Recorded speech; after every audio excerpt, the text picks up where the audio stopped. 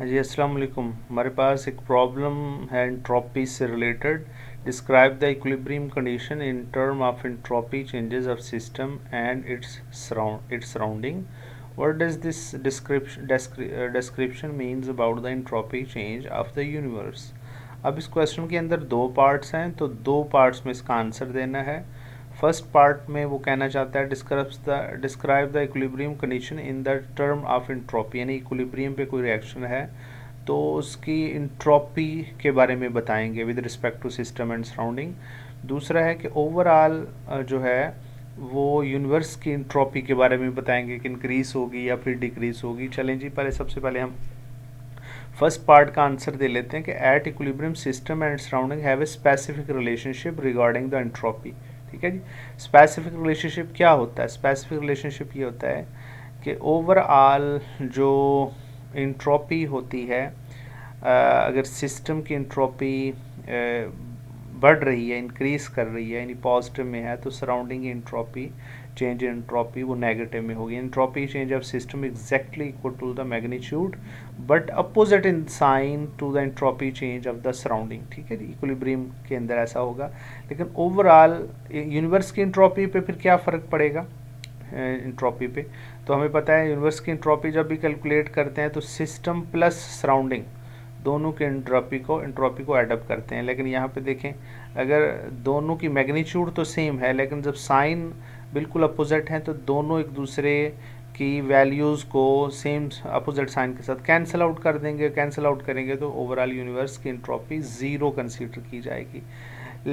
तो equilibrium process के लिए तो एंट्रोपी जो है ओवरऑल यूनिवर्स की ज़ीरो होगी, बट जो स्पॉन्टेनियस प्रोसेस है ओवरऑल फिर यूनिवर्स की एंट्रोपी ग्रेटर देन ज़ीरो होगी, यानी पॉजिटिव में होगी। अच्छा जी, अब नेक्स्ट क्वेश्चन की तरफ चलते हैं कि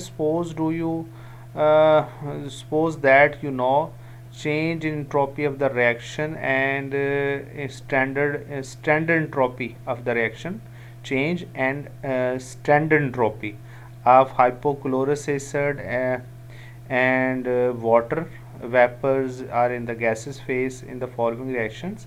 अब हमारे पास रिएक्शंस है, इसके अंदर वो कहना क्या चाहता है? Right the expression that you could use the determine the entropy standard entropy of dichloro oxide. अब इसकी इंट्रोपी यानी इस रिएक्टेंट की इंट्रोपी हमने कैलकुलेट करनी है। तो कहता है जी, अगर हम वाटर की इंट्रोपी पता हो और इस हाइपोक्लोरिस की इंट्रोपी पता हो तो हम इसकी इंट्रोपी कैसे कैलकुलेट करेंगे? चलें जी, हम इंट्रोपी ऑफ रिएक्शन जब कैलकुलेट करेंगे तो हम पता है कि टोटल इंट्रोपी ऑफ प्रोडक्ट में से टोटल इंट्रोपी जो है वो रिएक्टेंट की माइनस करते हैं। हमें इंट्रोपी की वैल्यूज़ तो नहीं बताई हुई, लेकिन हम बैलेंस केमिकल इक्वेशन से उसके नंबर ऑफ मोल्स ले लेते हैं। तो हम क्या करेंगे, जो ये प्रोडक्ट की इंट्रोपी है इसके 2 मोल्स हैं, इसमें से माइनस करेंगे इंट्रोपी ऑफ वाटर को प्लस इंट्रोपी ऑफ Cl2O को। तो हम जब इसकी इंट्रोपी कैलकुलेट करनी है तो डेफिनेटली ये वाला जो पोर्शन है तो इसको हम दूसरी साइड पे ले जाएंगे। जब दूसरी साइड पे ले जाएंगे तो अगर इनकी वैल्यूज़ हमें इंट्रोपीज़ की मालूम हो तो इन तमाम की वैल्यूज़ यहाँ पे पुट करके हम entropy of Cl2O find out कर सकते हैं। अच्छा जी, नेक्स्ट है find the del S nought for the combustion of ethane to carbon dioxide and gases water is the sign standard entropy change what do you expected. अब इसके अंदर हमने फाइंड आउट करना है, यानी कि हमने जस्ट इसको बताना है।